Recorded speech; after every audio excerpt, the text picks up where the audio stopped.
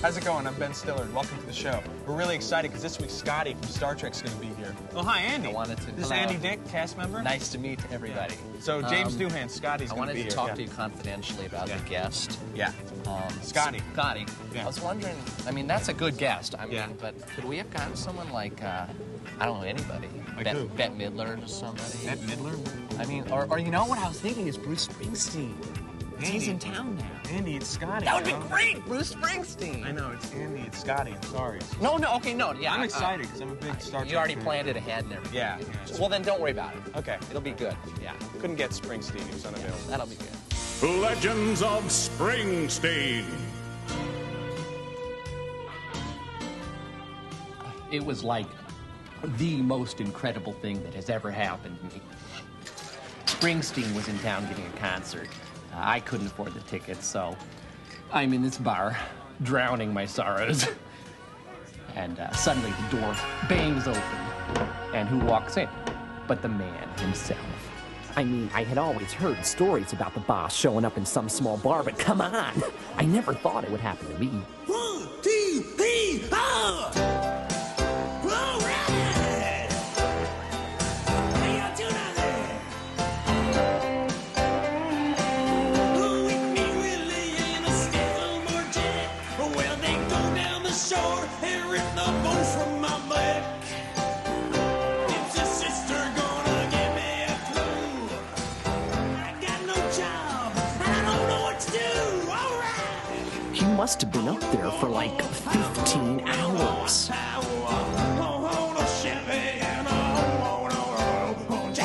He played every song he ever wrote, and one of my all-time favorites. 99 bottles of beer on the wall. 99 bottles of beer. But that was nothing, right? After he's done playing, he grabs a pail and mop and starts washing the floors. I mean, he was really scrubbing. And if that ain't enough, he refills all the ketchup bottles. And the next morning when I woke up, I had been freshly shaved, manicured, and my shoes had been polished. And they call James Brown the hardest working man in show business.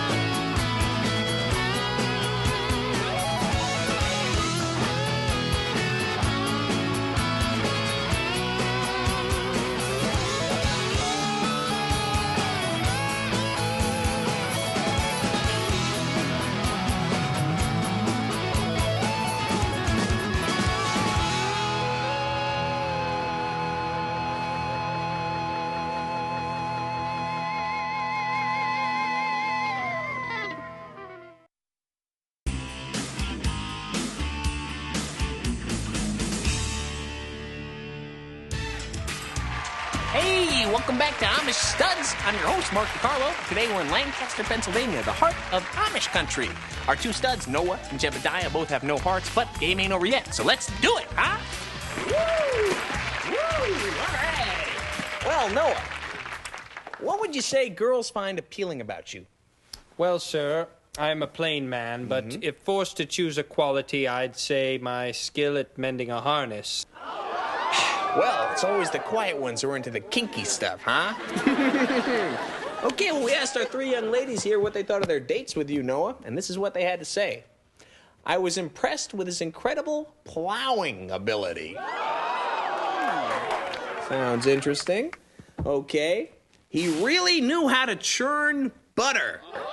I'd like to hear more about that. Okay, and finally, he was a man of the land, and I wanted to get dirty. All right, Noah, you know how we play the game. You tell me who said what, I'll give you one of these. Stud with the most hearts at the end of the game gets to go on a dream date with the girl of his choice, and we pay for it. Well, seeing as how the rules command it, I was impressed with his incredible plowing ability would be Beth. Beth. No, I did not say that. Okay, what did you say, Beth? I said he really knew how to churn butter.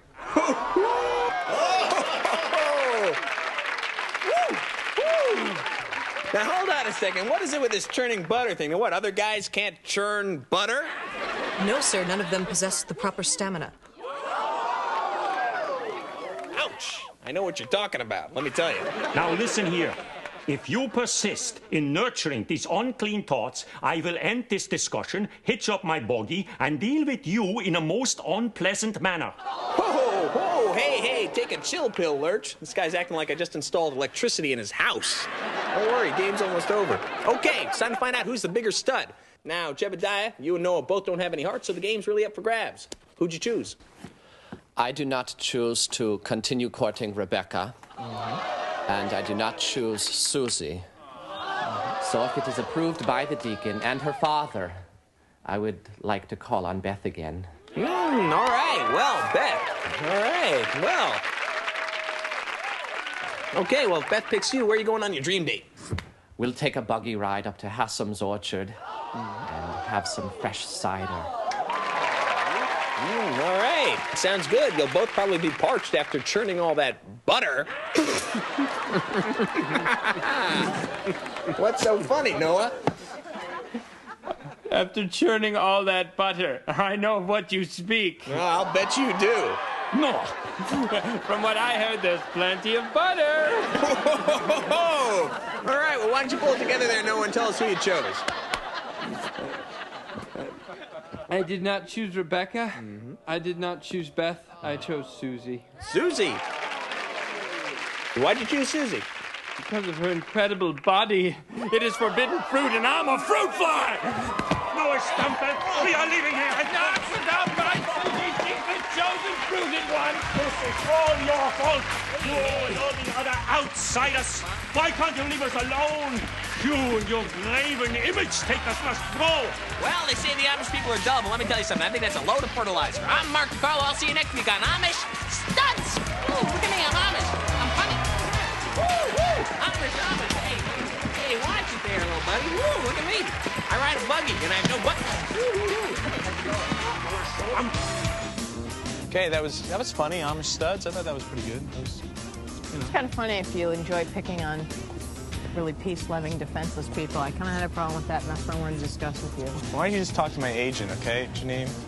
I can never get him on the phone. He won't call me back. Well, he's busy. You know, he's busy with people. You know, agents. They're very slick characters. They get you jobs, and they deal in show business, and they deal with musicians. Who else does he handle? Oh, Run DMC. You ever seen them? Yeah. Rap group.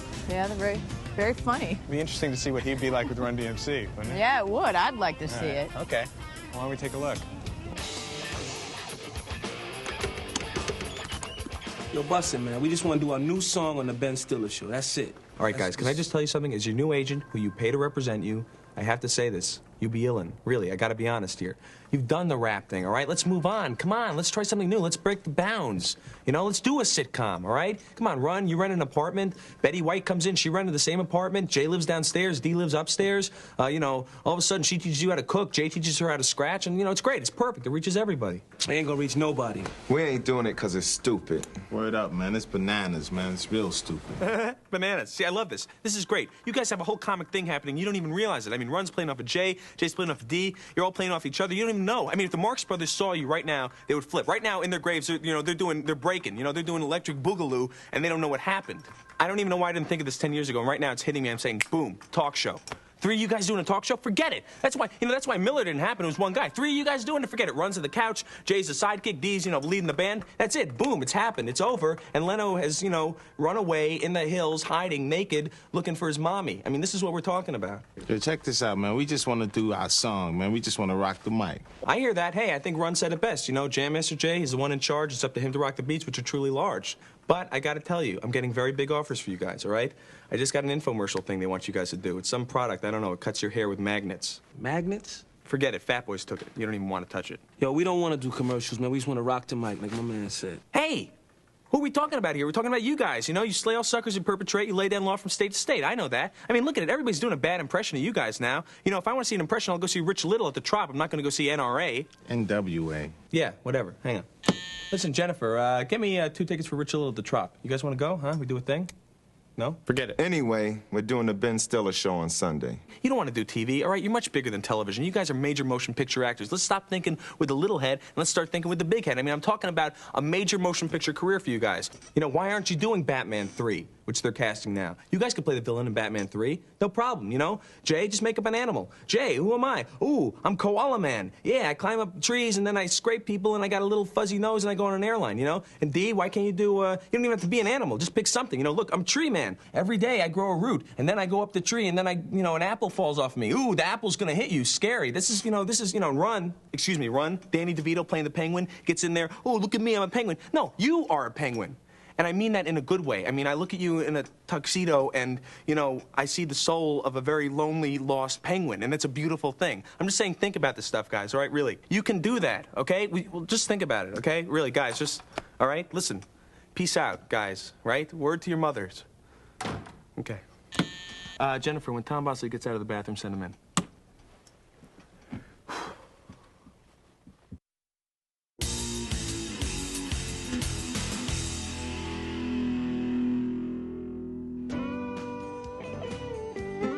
I will never forget it.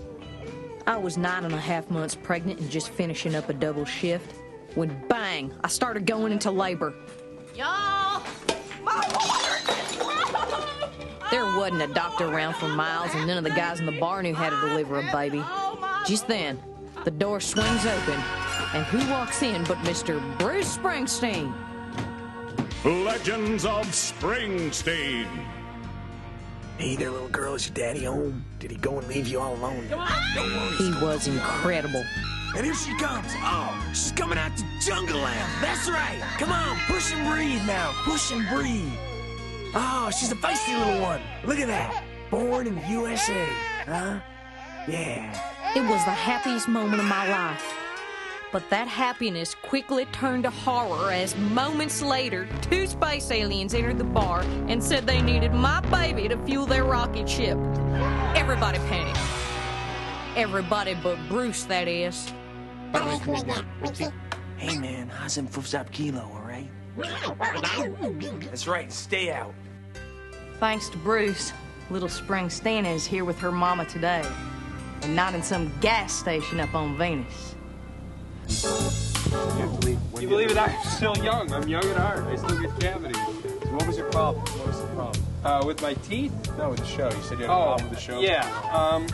Well, we're opposite 60 Minutes. Right. And I think we need to compete on the same level. I think we need to be informational. We need to teach. We need to... Bob, it's a comedy show. I mean, we're doing... Yeah, well, 60 Minutes has got Andy Rooney, so they got us beat on that level, too, you know? I mean, well, I think let's compete on the informational level. Let's do something that's informative.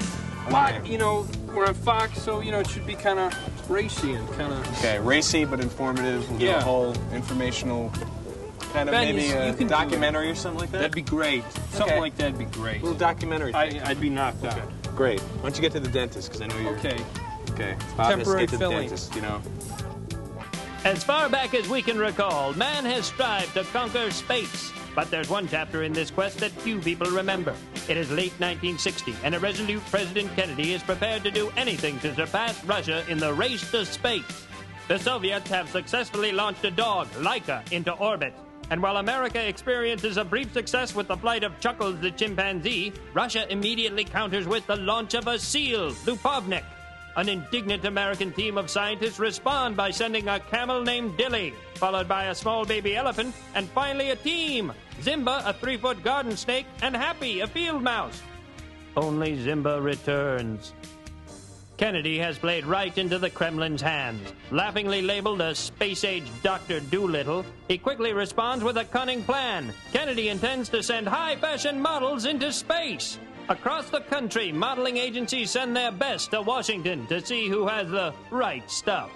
more than 4,000 applicants are seen, with the president screening each one personally in intense closed-door sessions. Finally, the field is whittled to 2 candidates who are affectionately dubbed Bim and Bo. Physical training begins, and the pair are such impressive specimens that it's hard to tell who's learning more, the models or the scientists.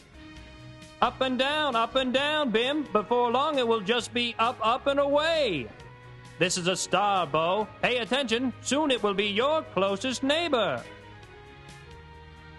Marathon sessions bring the two up to speed on the latest technological developments. It soon becomes clear that new hairsprays and eyelash sealants will need to be developed for space travel. Sessions in the zero-gravity chamber are televised nationally and become so popular that Gunsmoke, the #1 show at the time, is forced to change nights.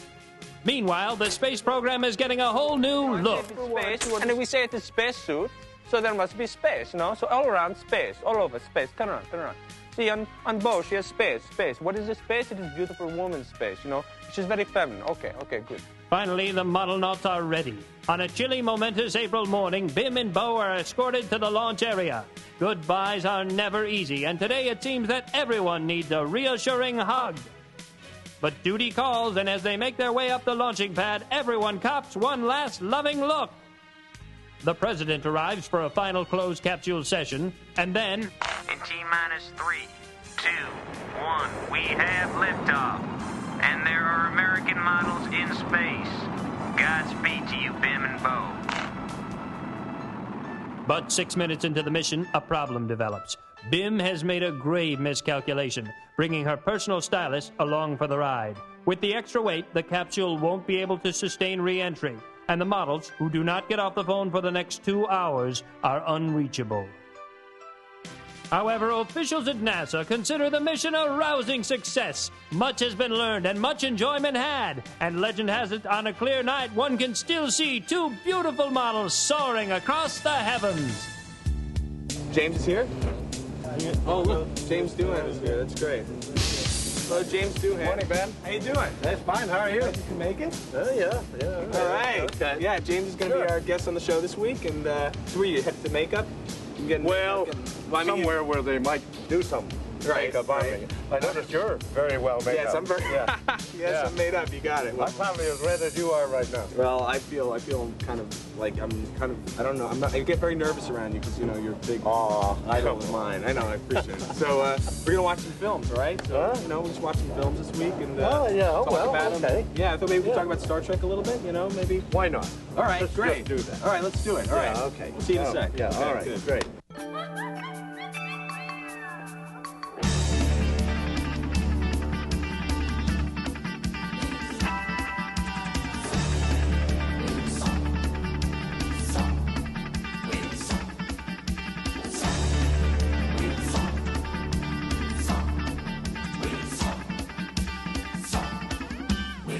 The Post Hole Digger by Wilson, available at the Home Shop. And, boy, you must get annoyed a lot of the time when people just always asking you questions about Star Trek, all the Star Trek nerds coming at you all the time. Huh?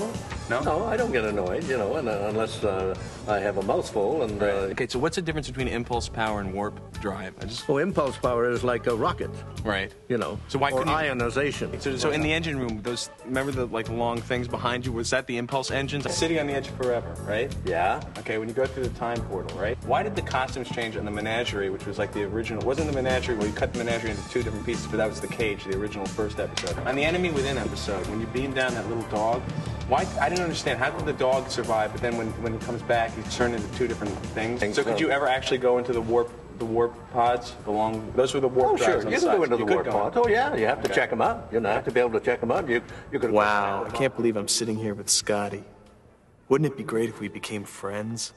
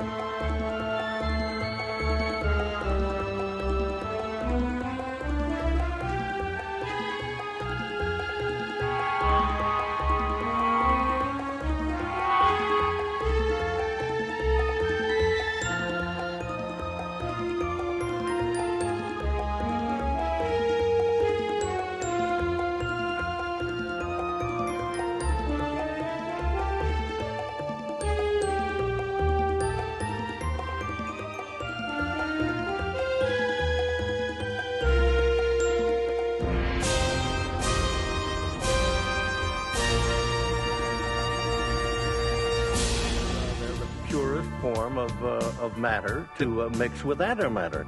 So in the gamesters of Triskelion, those battering rams that they had, were they?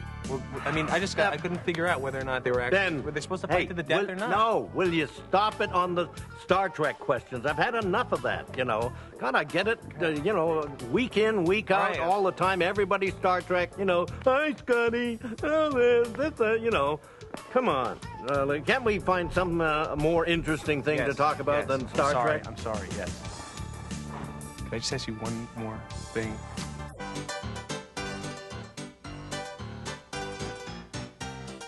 As sure as I am honest, I'll never forget that day.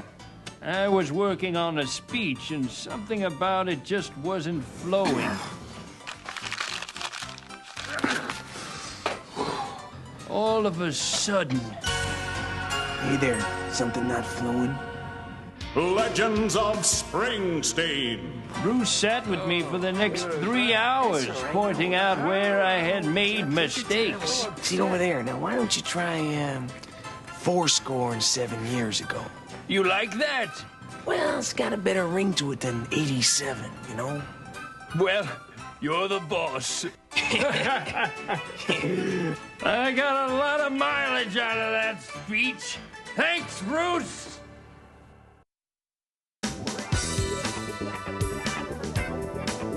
Well, that's about it. We're out of time. I'd just like to thank my special guest, James Doohan, Scotty from Star Trek. Thank you very much. Okay, Ben. Great having you on the show. All right. Oh, I got you something. Well.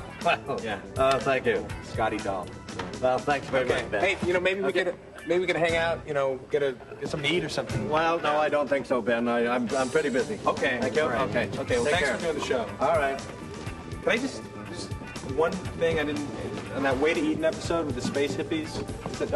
When they came out, remember no more Star Trek. Remember the little song he sang? Go to crack my knuckles and jump for joy. I got a clean bill of health from Dr. McCoy. Wow. I just thought that was.